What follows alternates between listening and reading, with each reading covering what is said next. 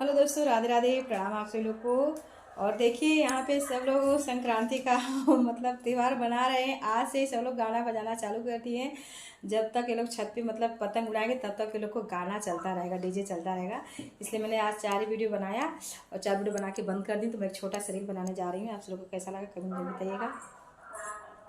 लाल बेनिया पियर बेनिया, लाल बेनिया पियर बेनिया, रात न जड़ावल बेनिया, आओ माइले तकरवटिया बेनिया टूटी गईली। सासू बिरहीन बोलिया बोले, सासू बिरहीन बोलिया बोले, अहो माइले तकरवटिया बेनिया टूटी गईली। सासू बिरहीन बोलिया बोले, सासू बिरहीन बोलिया बोले, के कराया गवानउआ भेजब, के कराया गवा बरिया भेजब, अहो माई के करा से कहब दिल के बातियात।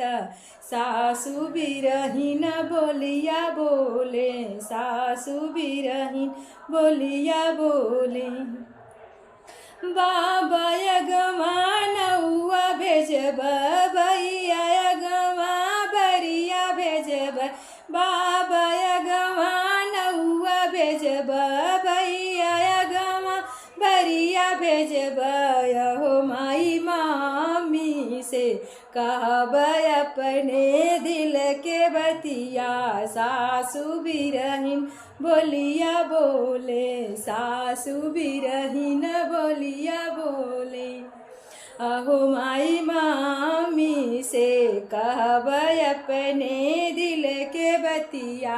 सासू बिरहीन बोलिया बोले, सासू बिरहीन बोलिया बोले। बहुत बहुत धन्यवाद आप सभी लोग को।